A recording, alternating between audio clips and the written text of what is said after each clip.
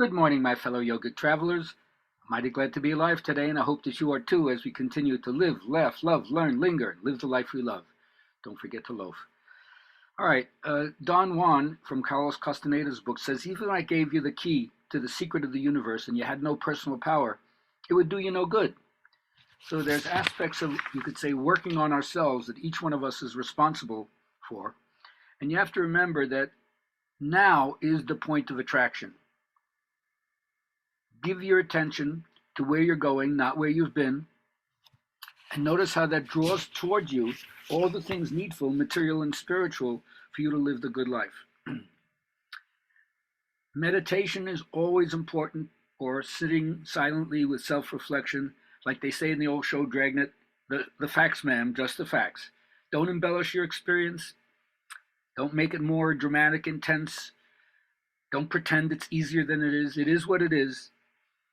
And the beauty of life, the joy of life is all around us all the time. What we need is wholehearted presence to see what's right before us. And then, of course, the simple things. Remember, this whole week it's about the care of the soul, which is found in the most mundane experiences of your daily activities.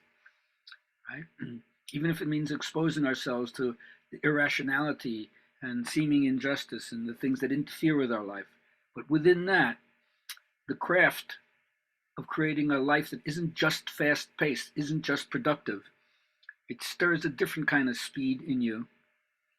And chewing on things takes time. It doesn't happen overnight. Even if you're working on what we think of as growth or self-improvement, it's not a release from the pain of human existence. So the goal, as Jung would say, in terms of individuation, it's a process, it's not a goal. And so to all of you, I hope that you find this story helps you in your own uniqueness, even though you got to unpack the symbols in this. Ring, who was the son of a king, was hunting one day, and then he saw an interesting sight. A hind, female deer, with golden horns, like a hermaphroditic image, no? With a golden ring on its horn. And so he pursued it wildly, but it got lost in a fog. And when he came out of the fog, he found himself on a beach.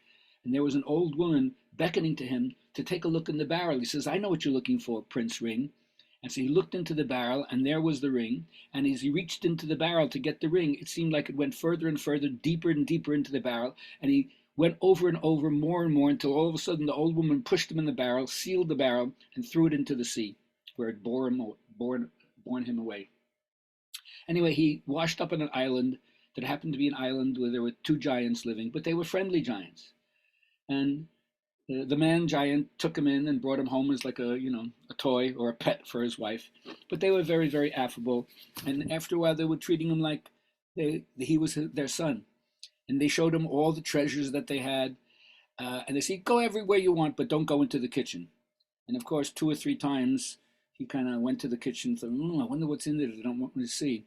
But finally, in fairy tale, anytime you're forbidden to do something, it's like code for like, you got to go in there and see it, right?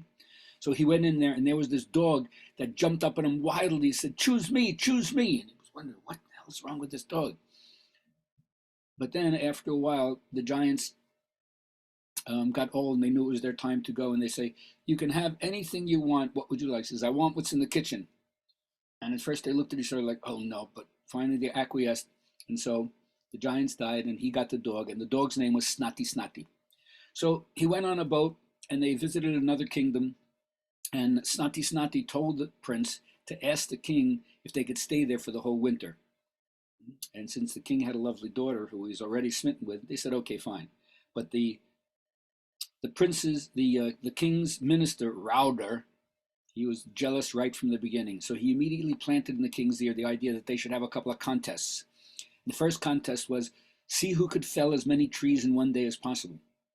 So the king said, fine. And then Snotty Snotty said, get me an axe also. Don't ask me how a dog can use an axe. It's a fairy tale.